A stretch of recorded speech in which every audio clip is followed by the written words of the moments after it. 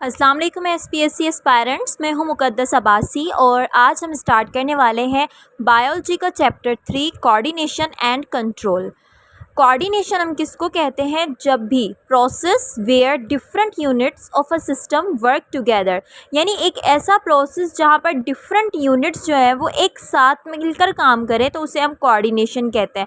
जैसे हमारी बॉडी जो है उसमें nervous system, central nervous system है, रेस्पिरेटरी सिस्टम, स्केलेटल सिस्टम, इस तरीके से काफ़ी सारे डाइजेस्टिव सिस्टम, ये सारे सिस्टम मिलकर जब काम करते हैं तो मिलकर काम करने को हम कह रहे हैं, उनके प्रोसेस को हम कह रहे हैं कोऑर्डिनेशन।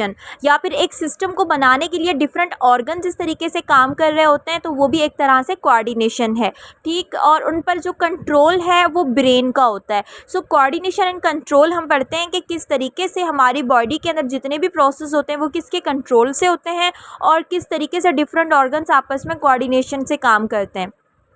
अब यहाँ पर एक चेन दी हुई है जिसमें आपको फीडबैक मैकेनिज्म भी बताया हुआ है कि सबसे पहले क्या होता है स्टिमुलस। स्टिमुलस के बारे में मैंने इससे पहले वाले चैप्टर में आपको बताया था। It is a change in environment. अब वो कोई सा भी चेंज हो सकता है, इंटरनल एनवायरनमेंट में भी चेंज हो सकता है, बाहर से भी कोई चेंज हो सकता है। जैसे मैंने आपको पहले वाले लेक्चर में ये एग्जांपल दी थी कि अगर हम रूम में बैठे हैं, अचानक से किसी ने पंखा बंद कर दिया है तो अब एनवायरनमेंट में क्या आ गया? चेंज आ गया। अब इस चेंज को डिटेक्ट कौन करता है? रिसेप्टर।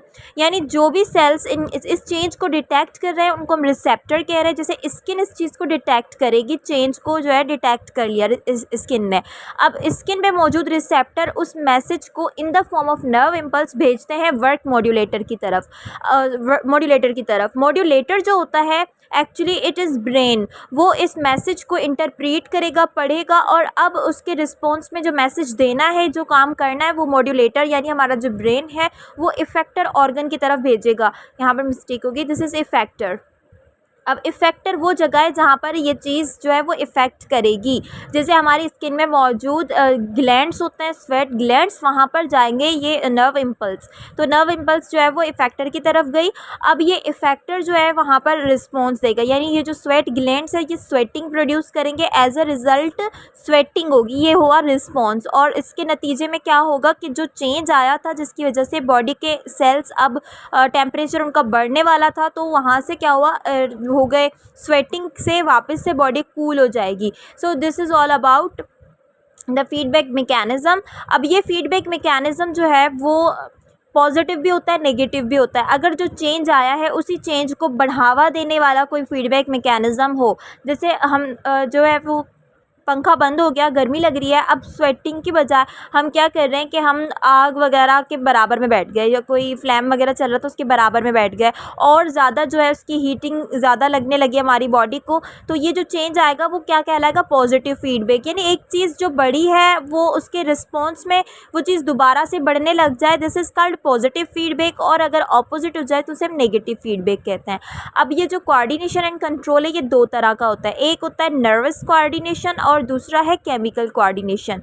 नर्वस कोऑर्डिनेशन जो है it is actually the activity of neurons की एक्टिविटी होती है नर्वस कोऑर्डिनेशन। न्यूरॉन जो है वो बेसिक यूनिट है नर्वस सिस्टम के।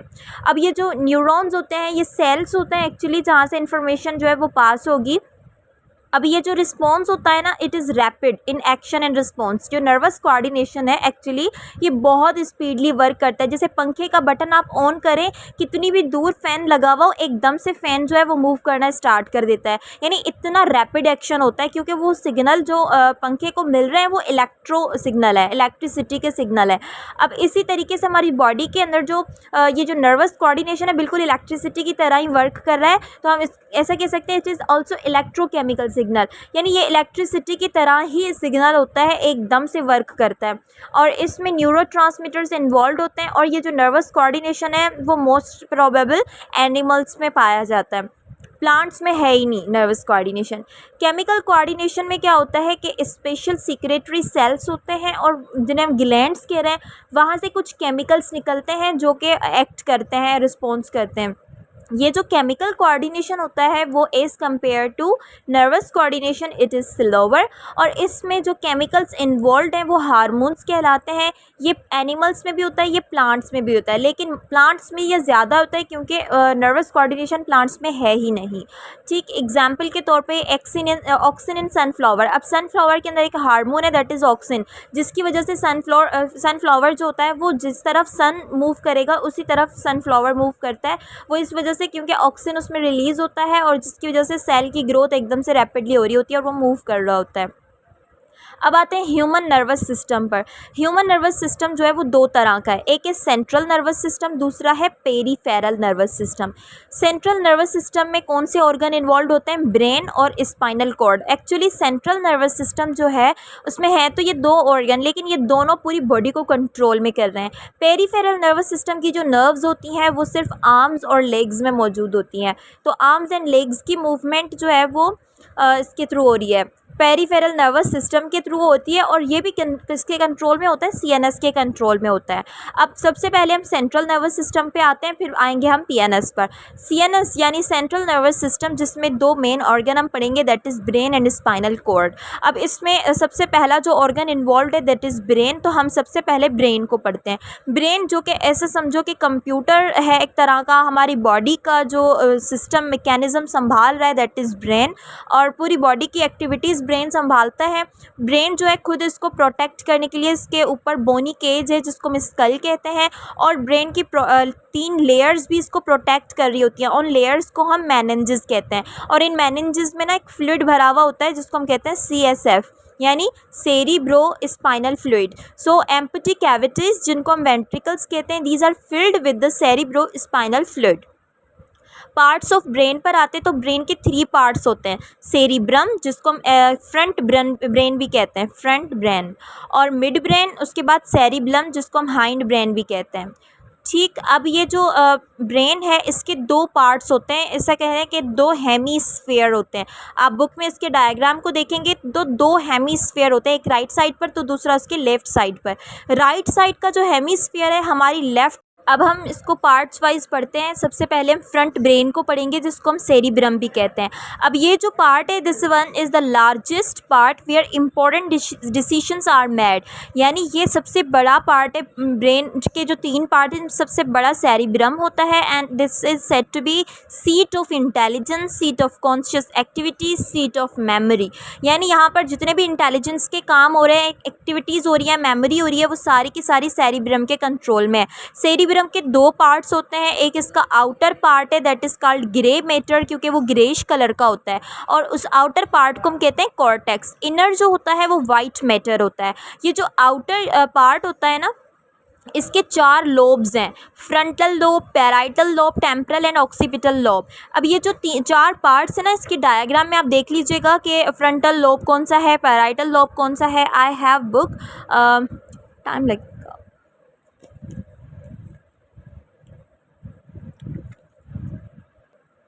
yes, here is this picture, this diagram.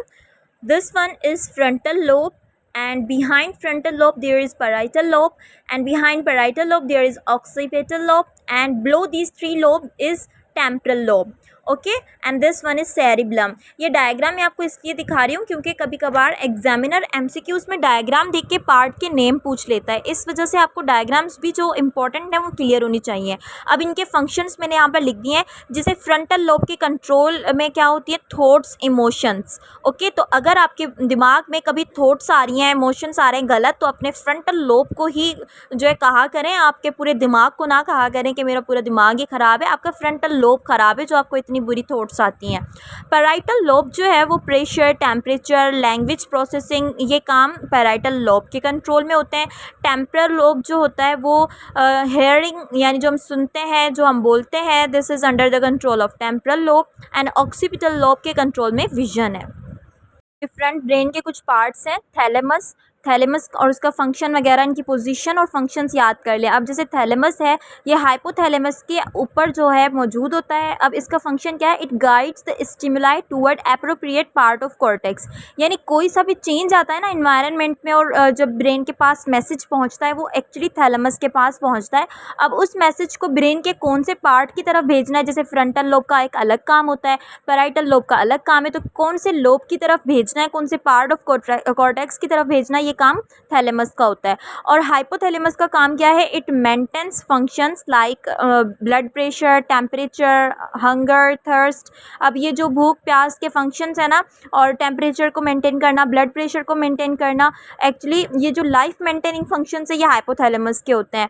Homeostasis की भी मेंटेनेंस में हाइपोथैलेमस का रोल होता है। जैसे ये it releases to hormones ADH and calcitonin, ये दोनों हार्मोन हाइपोथैलेमस से रिलीज़ होते हैं और जाके स्टोर हो जाते हैं पोस्टीरियर पिट्यूटरी ग्लैंड में, फिर वहाँ से ये रिलीज़ होते हैं। हिपोकैम्पस जो है एक it is called as long term memory. हमारी जो मेमोरी होती है ना वो एक्चुअली हिपोकैम्पस में स्टोर होती है। Amygdala it's a deep seated small area involve in pain and pleasure. तो पेन एंड प्लेजर की जो फीलिंग्स है this is under the control of amygdala. उसके बाद ब्रेन का दूसरा पार्ट है that is mid brain. Mid brain is relatively smaller in human. बाकी ऑर्गेनिज्म के मुकाबले ह्यूमन में ये थोड़ा सा साइज में स्मॉलर होता है। उसके बाद it is involve in integration of visual and olfactory stimuli, यानी नज़र से रिलेटेड और स्मेल से रिलेटेड, ऑल्फैक्टरी से रिलेटेड जो है मिड ब्रेन के कंट्रोल में होते हैं functions. And it is also collaborator of spinal cord with fore brain, यानी स्पाइनल कोड को फोर ब्रेन से कनेक्ट करता है, कोलैबोरेट करता है, वो मिड ब्रेन का काम होता है। सेरिबलम जो कि एक हाईली कन्वर्टेड स्ट्रक्चर है, बिल्कुल ये जो लोब्स होते हैं ना या फ्रंट ब्रेन है इसके बैक साइड पर जो है वो सेरिबलम होता है। अब इसका काम क्या होता है, it is involve in the movement of muscles और पोजिशन ऑफ बॉडी को मेंटेन करता है। It maintains position of body in relation to gravity. और उसके अलावा जो तीसरा इसका फंक्शन है, it is activities like writing. ये जो भी क्रिएटिव एक्टिविटीज़ होती है ना, जैसे राइटिंग हो गई, वो हर इंसान की एक अलग होती है, ड्राइंग हो गई, पेंटिंग हो गई, ये सारे क्रिएटिव चीज़ें हैं जो कि खुद ब खुद होती हैं आपके अंदर, वो सेरिबेलम के कंट्रोल में होती हैं। डांसिंग वगैरह ये सारी क्रिएटिव चीज़ें सेरिबेलम के कंट्रोल में है।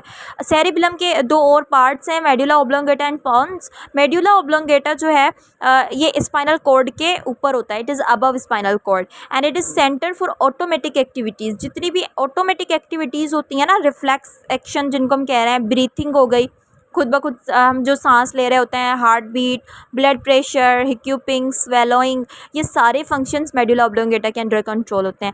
पोन्स जो है वो हमारे फेशियल मसल्स कंट्रोल करता है, हमारा हंसना, हमारा रोना, यानी फेस पे जो एक्सप्रेशंस आते हैं ना, they are under the control of pons. और it also helps in sleeping and wakening, हमारा सोना जागना भी पोन्स के कंट्रोल में होता है।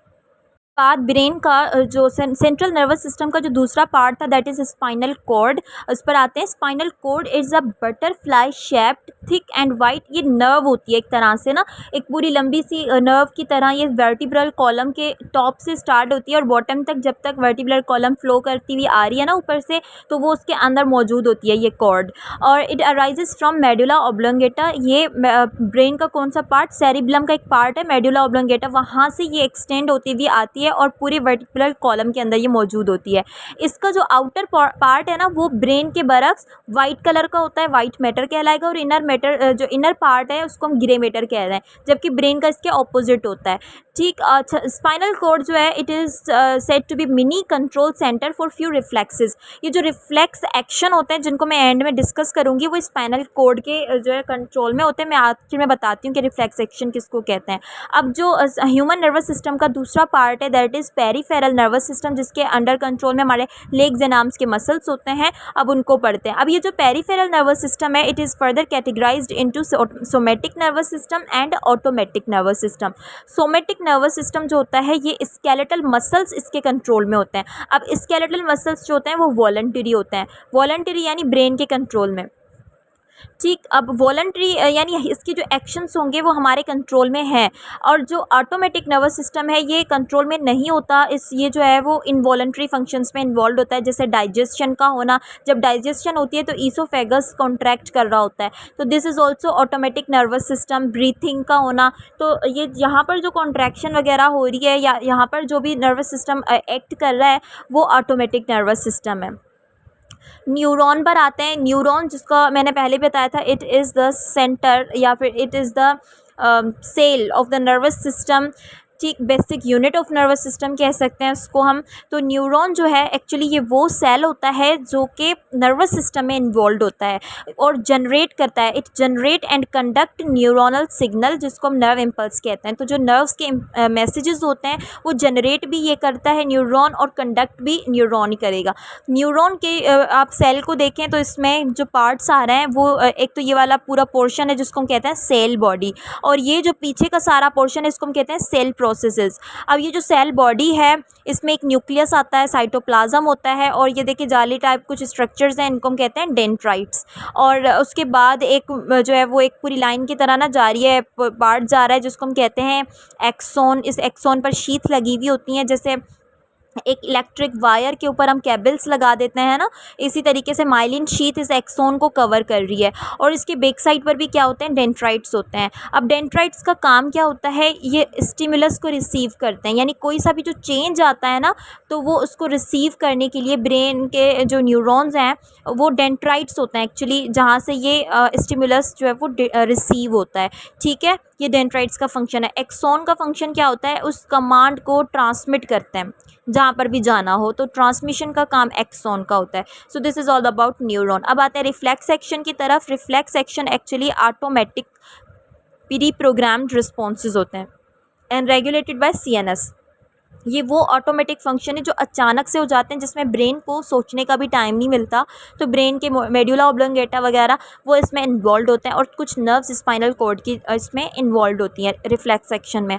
रिफ्लेक्स एक्शन जैसे अचानक से हम बैठे हुए हैं, हाथ के नीचे कोई माचिस की तीली जो है वो जला के रख दे, तो हम एकदम से हाथ हटा दिया हमने, या फिर पाँव में कुछ लग गया एकदम से पाँव हटा दिया, यानी ये वो एक्शन होते हैं जिनको सोचने का भी टाइम नहीं मिलता, हम खुद ब खुद हम कर लेते हैं अचानक से।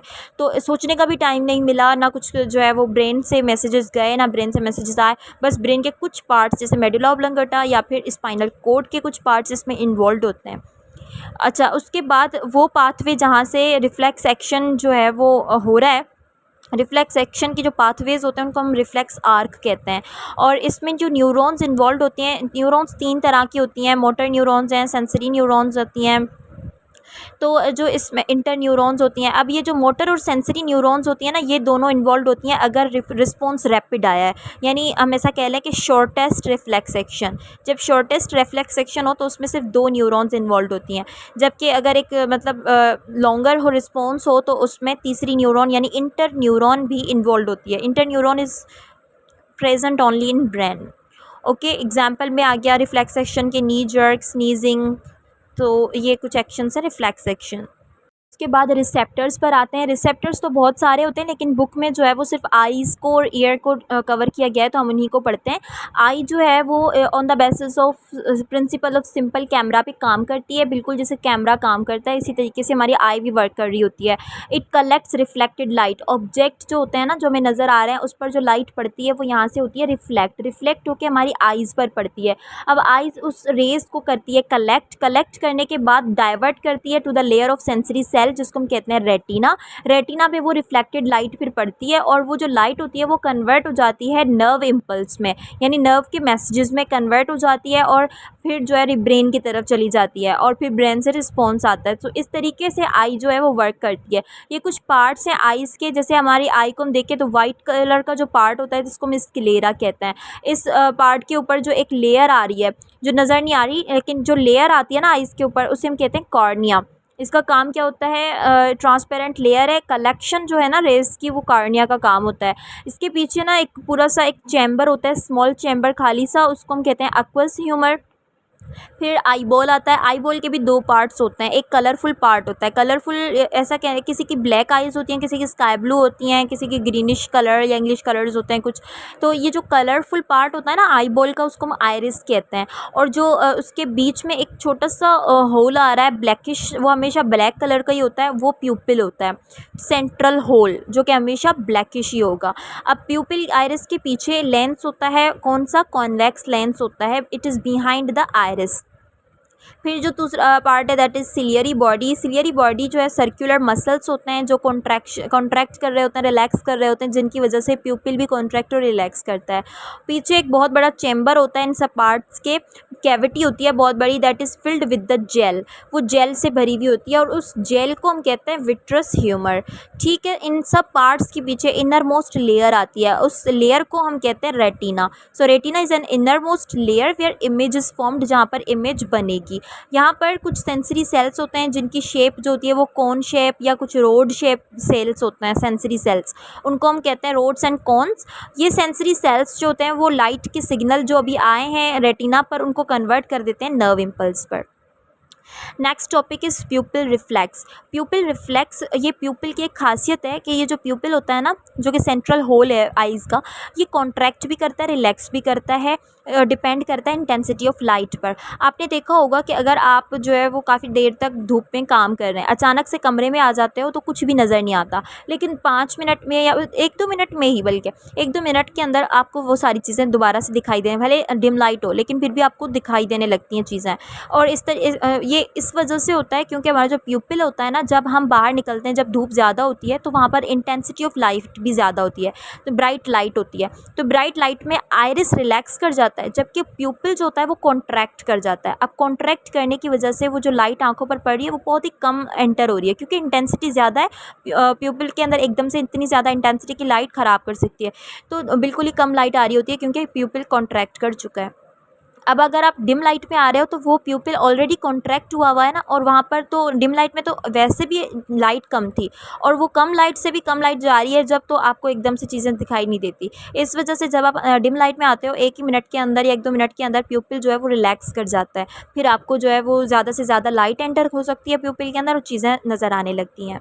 फिर एक और प्रॉपर्टी है दैट इज़ अकोमोडेशन। ये हमारी आइज़ की एक ख़ास प्रॉपर्टी है कि हम जो है ना अल्टर कर सकते हैं।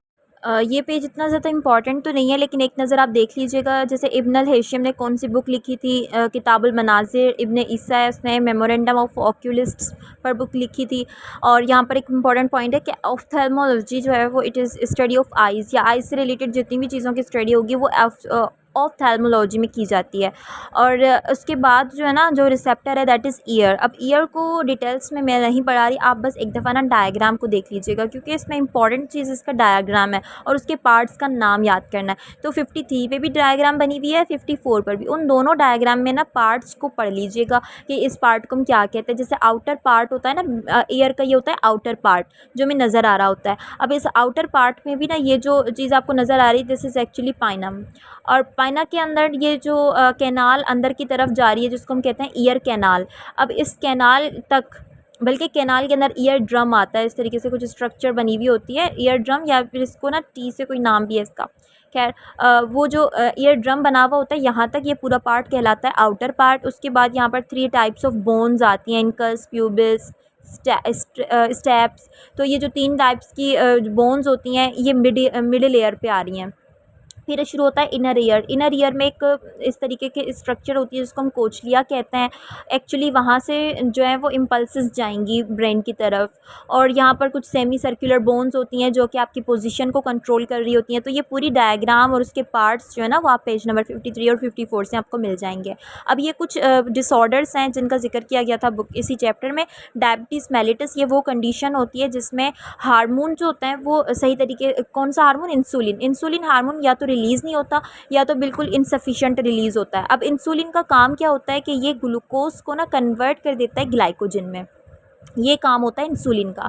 जब इंसुलिन रिलीज़ नहीं होगा तो बॉडी के अंदर जो ग्लूकोज बन रही है अब उसकी ब्रेक डाउन नहीं हो रही, वो ग्लाइकोजन में कन्वर्ट नहीं हो रही, तो ग्लूकोज जमा होने लगती है, एक्सेस हो जाती है ब्लड के अंदर ग्लूकोज। फिर वो आहिस्ता आहिस्ता यूरिन के थ्रू भी निकलने लगती है। अब यूरिन के थ्रू जब ग्लूकोज निकलेगी तो साथ के साथ बहुत ज़्यादा वाटर भी ले आएगी, ठीक है। तो वाटर के साथ ग्लूकोज भी रिलीज़ होना स्टार्ट हो जाती है। बॉडी जो है वो ज़्यादा से ज़्यादा थर्स्ट फील करती है। पेशेंट जो है वो वेट लूज़ होने लगता है पेशेंट का, वो टायर्ड फील करता है। ये कंडीशन कहलाती है डायबिटीज़ मेलिटस। ठीक है, पेज नंबर 60 पर ना डायबिटीज़ पेशेंट के डायबिटीज़ में एंटर होते हो या नहीं होते हैं, कोई पेशेंट है या नहीं है डायबिटीज़ का, तो उससे रिलेटेड एक टेबल बनी हुई है जिसमें बताया कि ग्लूकोज की लेवल अगर ब्रेकफास्ट से पहले आपकी इतनी होनी चाहिए नॉर्मल रेंज, और पेशेंट की इतनी होती है, तो वहाँ से आप ये ना रेंजेस याद कीजिएगा। ये तो जो है ना पैरालिसिस और एपिलेप्सी, ये दोनों डिसऑर्डर नर्वस डिसऑर्डर होते हैं। जैसे इसमें पैरालिसिस में क्या होता है, पार्शियल या फिर complete loss of controlled movement, आपकी मूवमेंट जो है ना उसका लॉस हो जाता है, मूवमेंट सही तरीके से नहीं हो पाती, या तो पार्शियल लॉस या तो कम्प्लीटली वो इमूवेबल हो जाती हैं। ये किस वजह से होता है, हेमरेज की वजह से भी हो सकता है, ब्रेन हेमरेज की वजह से, या फिर आप कोई एक या उससे ज़्यादा मसल्स जो होते हैं वो कॉन्ट्रैक्ट नहीं कर रहे होते, तो उस वजह से भी पैरालिसिस अटैक होते हैं। अब इसमें जो मतलब रेमेडी है इसकी वो फिजियोथेरेपी है, ज़्यादा से ज़्यादा फिजियोथेरेपी रिक्वायर्ड होती है। एक और कंडीशन है एपिलेप्सी, इसमें क्या होता है कि टेम्पररी अल्टरेशन इन वन और मोर फंक्शन आर रिकरेंट सीजर्स, झटके लगते हैं दिमाग में, अल्टरेशन हो जाती है टेम्पररी, या फिर पेशेंट जो होता है वो एकदम से अपना होश खो बैठता है और अनकॉन्शियस हो जाता है, उसकी बॉडी जो होती है पेशेंट की वो स्टिफ हो जाती है, बिल्कुल सख्त सी हो जाती है, जर्क्स झटके लगने लगते हैं, उसके अनकंट्रोलेबल तौर पर ना वो ऊपर की तरफ उठ रहा होता है पेशेंट। तो इस तरीके की कंडीशन एपिलेप्सी में होती हैं, क्योंकि ब्रेन के जो इलेक्ट्रिकल सिग्नल है वो एबनॉर्मली वर्क करने लगते हैं। So this was all about epilepsy. Last topic is endocrine system. एक होता है एक्सोक्राइन सिस्टम जिसमें डक्ट्स इन्वॉल्व होती हैं। ठीक है, एंडोक्राइन सिस्टम एक ऐसा सिस्टम है जो कि डक्ट लेस सिस्टम है। अब इसमें डक्ट ग्लैंड्स होते हैं जहाँ से जो केमिकल्स निकलेंगे वो बगैर डक्ट्स के डायरेक्टली ब्लड में फ्लो हो जाएंगे और अपने टारगेट ऑर्गन की तरफ जाएंगे। तो इस टेबल का आप स्क्रीनशॉट ले लें, यहाँ से ये आप पूरा सिस्टम जो है वो देख सकते हैं और याद भी कर सकते हैं। ओके, इसको इजी वे में इसी टेबल से समझा जा सकता है। जैसे ये कुछ ग्लैंड्स हैं, पिट्यूटरी ग्लैंड है, ब्रेन पे लोकेटेड होता है, और इस ब्रेन पिट्यूटरी ग्लैंड से ये वाले हार्मोन रिलीज़ होते हैं। पिट्यूटरी ग्लैंड के भी दो पार्ट्स हैं, एक एंटीरियर दूसरा पोस्टीरियर। एंटीरियर से फॉलिकल स्टिमुलेटिंग हार्मोन रिलीज़ होता है जिसका काम क्या होता है कि ना ये गैमीट्स जो होता है ना, गैमीट्स एक तरह के सेल हैं जो कि रिप्रोडक्शन में इन्वॉल्व होते हैं, उनको डेवलप करता है FSH। और LH का भी यही काम होता है, रिलीज़ होना, गैमीट्स का डेवलप होना, ये LH का काम होता है, ल्यूटिनाइजिंग हार्मोन। फिर आते हैं थायराइड स्टिमुलेटिंग हार्मोन जो कि थायराइड ग्लैंड के कंट्रोल कर रहा होता है। सोमेटोट्रोपिन जिसको हम ग्रोथ हार्मोन कहते हैं, ये ग्रोथ को कंट्रोल करता है। एड्रीनोकॉर्टिकोट्रोपिक हार्मोन ये एड्रीनल कॉर्टेक्स को स्टिमुलेट करता है। MSH यानी मिलेनोसाइट स्टिमुलेटिंग हार्मोन, ये स्किन के पिगमेंटेशन को स्टिमुलेट करता है। अब ये थे एंटीरियर ग्लैंड के, और ये है पोस्टीरियर ग्लैंड के जो है वो पोस्टीरियर पिट्यूटरी ग्लैंड के हार्मोन, जिसमें ADH आ जाता है, ऑक्सीटोसिन आ जाता है। और ADH का काम क्या होता है, ब्लड प्रेशर को मेंटेन करना, ब्लड वॉल्यूम और टिश्यू के वाटर को कंट्रोल करना। ऑक्सीटोसिन जो होता है ना वो स्मूथ मसल की कॉन्ट्रैक्शन को कंट्रोल करता है। ओके, एंड सोशल बिहेवियर को। थायराइड ग्लैंड जो कि नेक की बेस पर होता है। पेनक्रियाज के भी हर हिस्सा जो है ना वो इन्वॉल्व नहीं होता एंडोक्राइन सिस्टम में, इसके कुछ पार्ट्स होते हैं, उन पार्ट्स को हम कहते हैं आयल्स ऑफ लैंगरहैंस, वहाँ वो एंडोक्राइन होते हैं, वरना ये एक्सोक्राइन होता है। ठीक है, ये इसकी लोकेशन भी देख लिया, एब्डोमिनल कैविटी में है, लीफ लाइक इसकी स्ट्रक्चर होती है। एड्रीनल ग्लैंड जो होता है ना वो किडनी के ऊपर होता है, ये किडनी है, ऐसी नहीं होती वैसे, किडनी है ये, और किडनी के ऊपर ना टोपी की तरह ऐसे ग्लैंड बना हुआ है, वो एड्रीनल ग्लैंड है। और गोनाड्स भी दो तरह के होते हैं, मेल के अंदर जो गोनाड्स हैं वो टेस्टिस हैं, फीमेल के अंदर जो गोनाड्स हैं वो ओवरीज़ हैं। अब ये उनकी लोकेशन है कि कहाँ पर मौजूद होते हैं, ये आप पढ़ लीजिएगा यहाँ से, ये इनकी शेप लिखी हुई है, और हर एक ग्लैंड से रिलीज़ होने वाले हार्मोन्स के नाम लिखे हुए हैं यहाँ पर, insulin, glucagon, cortisol, adrenaline, testosterone, oestrogen, progesterone, और ये उनके फंक्शन है।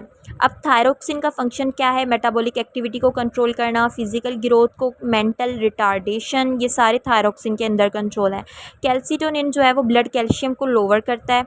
इंसुलिन का काम क्या होता है, ग्लूकोज को कन्वर्ट करना ग्लाइकोजन में, यानी डिक्रीज़ करना ब्लड ग्लूकोज को, और ग्लूकेगॉन उसके ऑपोजिट ग्लूकोज को इंक्रीज़ करता है। कोर्टिसोल जो है वो ये जो एड्रीनल ग्लैंड है ना, इसके भी दो पार्ट्स हैं, एक एड्रीनल कॉर्टेक्स और दूसरा मेड्यूला, आउटर और इनर पार्ट। आउटर पार्ट से जो रिलीज़ होने वाला हार्मोन है दैट इज़ कॉर्टिसोल, जो कि इलनेस कंडीशन में रिलीज़ होता है, और इनर पार्ट से रिलीज़ होने वाला हार्मोन एड्रीनालाइन है, जो कि एमरजेंसी में रिलीज़ होता है, कोई फाइट हो गई वगैरह तो ये इंक्रीज़ कर लेता है ग्लूकोज लेवल को, ब्लड की वेसल्स डायलेट हो जाती हैं और किडनी की जो है वो कॉन्ट्रैक्ट हो जाती है। इस तरीके से फाइट एंड फ्लाइट रिस्पॉन्स में ये एड्रीनालाइन इन्वॉल्व होता है।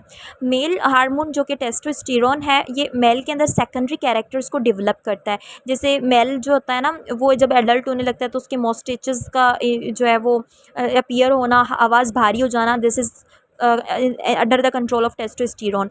फीमेल के अंदर ओवरीज से रिलीज़ होने वाले ये दो हार्मोन है, एस्ट्रोजन जो कि सेकेंडरी कैरेक्टर्स को कंट्रोल करते हैं, और प्रोजेस्टेरोन जो है वो यूटेरस बॉडी के अंदर, फीमेल बॉडी के अंदर पार्ट होता है यूट्रस, जहाँ पर बेबी जो होता है वो डेवलप होता है। तो प्रोजेस्टेरोन जो है यूट्रस को मेंटेन करता है, प्रिपेयर करता है for the pregnancy. So here this chapter ends. इससे रिलेटेड आप MCQs सॉल्व करते हैं। So here are the MCQs। The activity in relation to changes in environment, environment के अंदर जो चेंज आता है उसके रिलेशन में हम जो एक्टिविटी करते हैं उसको हम रिस्पॉन्स कहते हैं। स्टिमुलस को डिटेक्ट कौन करते हैं? रिसेप्टर डिटेक्ट करते हैं। The type of coordination through electrochemical signal, तो इलेक्ट्रोकेमिकल सिग्नल नर्वस सिस्टम में इन्वॉल्व होते हैं। Chemical released from one cell and carried to signal some distant cell through the blood, अब ब्लड के थ्रू जो chemicals release होते हैं वो एक्चुअली वो केमिकल हार्मोन्स कहलाते हैं। Type of coordination exhibited by plants, plants में हमने डिस्कस किया था सिर्फ केमिकल कोऑर्डिनेशन होती है। Part of brain involve in reasoning, reasoning में जो पार्ट इन्वॉल्व है दैट इज फ्रंटल लोब। और part of brain involve in balance and precision in movement that is cerebellum. Vital functions for survival of animals are regulated by central nervous system, क्योंकि vital function CNS के control में होते हैं। Shortest path of reflex action, देखिए shortest path reflex action में दो neurons involve होती हैं, सेंसरी न्यूरॉन और motor neuron. Type of lens in our eye, eyes के अंदर कॉन्वेक्स लेंस होता है। Automatic process of altering focus to get sharper image, ये डेफिनेशन हमने अकोमोडेशन में पढ़ी थी। ओके, तो इससे रिलेटेड और भी ज़्यादा MCQs होंगे, आप सॉल्व कीजिएगा। Thank you so much.